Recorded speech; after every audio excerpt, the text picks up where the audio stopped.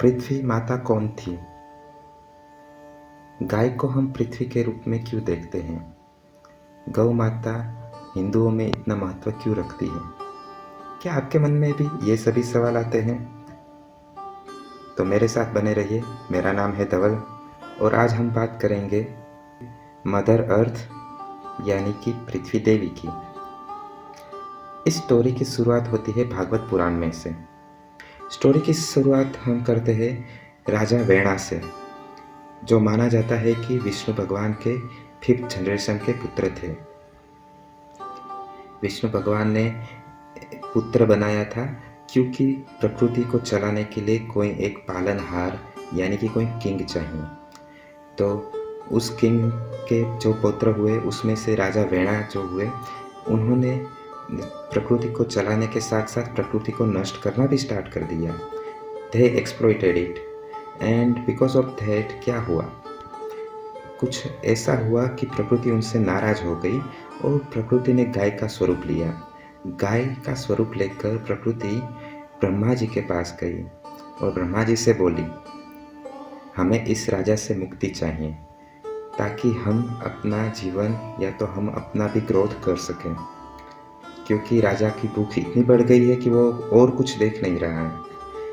तो ब्रह्मा जी ने ऋषि भृगि को एक काम सौंप। भृगि ऋषि ने कोई घास बनाकर उस घास से वेणा राजा को खिला दिया, जिससे वेणा राजा की मृत्यु हो गई। लेकिन फिर भी प्रकृति के ऊपर जो कोप हो रहा था वो खत्म नहीं हुआ, क्योंकि कोई राजा ही नहीं था। सो भृगि ऋषि ने क्या किया, सभी ऋषि को मिलाकर इस वेणा राजा को मंथन किया, यानी कि उनकी बॉडी को चर्न करना स्टार्ट किया और उस पर चर्निंग के थ्रू एक निषाद करके एक मनुष्य का अवतार हुआ। ये निषाद तुरंत ही जंगल की तरफ भाग गया, यानी प्रकृति की तरफ भाग गया। तो ऋषि मुनि ने पूछा कि आप राजा क्यों नहीं बनोगे? निषाद ने कहा कि मुझे राजा नहीं बनना है, I will follow the law of nature, और नेचर की तरह ही मैं जैसा नेचर चाहता है वैसा ही मैं फॉलो करूँगा, like normal animal, birds and everything other than human beings, जो नेचर को फॉलो करते हैं और नेचर में सर्वाइव करते हैं। बट यहाँ पर तो राजा चाहिए। तो फिर भृगि ऋषि ने क्या किया, भृगि ऋषि ने और मंथन किया राजा वेणा की बॉडी का, उसमें से पृथु का अवतार हुआ। पृथु राजा बनने के लिए तैयार थे और वो एकदम प्योर बॉडी माने जाते थे, और इसी का कारण पृथ्वी यानी कि हम अर्थ को भी पृथ्वी बुलाते हैं। तो ये कैसे हुआ, थोड़ा बने रहिए। हुआ, पृथु राजा तो बन गए, पर उनके सामने समस्या वही की वही थी। सभी जगह पे एक्सप्लॉइटेशन, डिजास्टर्स, फीमाइन भी आ चुका था और लोगों को खाना भी नहीं मिल रहा था, क्योंकि प्रकृति नाराज थी। और प्रकृति कहाँ पर चली गई थी? ब्रह्मा जी के पास।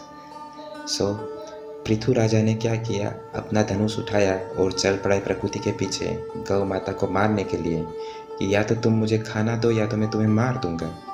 सो प्रकृति और पृथु राजा के बीच ये युद्ध बहुत टाइम तक चलता रहा और लास्ट में जाके उन दोनों ने समझौता किया।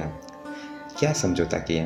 प्रकृति ने कहा कि तुम मुझे मारोगे तो तुम भी मर जाओगे, इससे तो अच्छा है कि मैं तुम्हें मिल्क दूंगी और तुम मुझे उसके बदले में चारा दोगे, तो इसके थ्रू तुम भी सर्वाइव कर सकोगे और मैं भी सर्वाइव कर सकूंगी। तो पृथु राजा ने ये बात मान ली और उन्होंने कहा कि मैं आपकी रक्षा करूंगा, यानी कि मैं आपका गार्डियन बन के रहूँगा और मैं आपको हर एक चीज़, आपकी जो भी खाने की होगी वो मैं आपको प्रोवाइड करूँगा और आप मुझे मिल्क दोगे। तो इस तरह से हम क्या करते हैं, प्रकृति को कुछ समर्पित करते हैं और प्रकृति हमें सामने देती है। क्या देती है? अपना जीवन। पृथु राजा के इस महान काम के कारण और उन्होंने नेचर को इतना प्रिजर्व किया कि प्रकृति उनसे खुश हुई और भूमि देवी यानी कि गौ माता उनसे खुश हुई और गौ माता ने बोला कि मैं आपके बेटी का अवतार लेना चाहती हूँ। और प्रकृति ने खुद पृथ्वी राजा के जो बेटी के स्वरूप में अवतार लिया, उसी बेटी को हम पृथ्वी यानी कि पृथ्वी माता बुलाते हैं। स्टोरी तो इतनी ही थी, बट यहाँ से मैंने तो बहुत कुछ इंटरप्रिटेशन निकाले हुए हैं जो मैं आपको बताना चाहता हूँ। जैसे प्रकृति को गाय के स्वरूप में ही क्यों दिखाया हुआ है? इसका एक सिंपल अर्थ मैं आपको बताता हूँ कि जैसे राजा वेणा की मृत्यु हुई थी तो उसके शरीर में से दो मनुष्य निकले थे, एक था निषद और एक था पृथु। तो पृथु जो सिविलाइज सोसाइटी बनाना चाहता था, निषद जो नेचर के लोग को अबाइड रह के नेचर के में ही रहना चाहता था, लाइक एनिमल्स, बर्ड्स और जो ऋषि मुनि रहते हैं, जो अघोरी लोग रहते हैं उनकी तरह। सो निषद ने अपना वे चुन लिया, तो उसको प्रकृति ने कोई नुकसान नहीं पहुंचाया, वो प्रकृति में एज इट इज़ रह रही थी। लेकिन जो प्रकृति का स्वरूप जो गाय के रूप में दिखाया था, वो इसलिए दिखाया था क्योंकि गाय को हम डोमेस्टिक करते हैं, यानी कि हम जो प्रकृति थी उसको हमने खेत के रूप में तब्दील किया, खेत में हमने फिर इंडस्ट्रियलाइजेशन के थ्रू और एक्सप्लॉइट किया। तो हम क्या कर रहे थे, अपनी भूख मिटाने के लिए कहीं ना कहीं से कुछ ना कुछ लेकर आते हैं। तो उसी तरह से हमने गाय को डोमेस्टिक अपने घर के अंदर लेकर आया, उसका दूध यूज़ किया, उसको मारने के बाद उसको खाना भी स्टार्ट किया। तो उसी के कारण जो नेचर का, प्रकृति का ऐसा स्वरूप जिसको हमने चेंज किया था, तो उसी के कारण जो प्रकृति थी उसको गाय के स्वरूप में दिखाया गया। अब पृथु राजा गाय को मारने के लिए पीछे भागे थे, तो वो भी चाहते थे कि मैं प्रकृति को और एक्सप्लॉइट करूं। फिर गाय ने उन्हें समझाया कि तुम मुझे एक्सप्लॉइट करने की जगह पे तुम भी थोड़ा लॉ फॉलो करोगे जो निषद फॉलो करता था, यानी कि नेचर का लॉ। अगर तुम मुझे खुश रखोगे तो मैं तुम्हें खुश रखूँगा। Be good, do good and you will get good.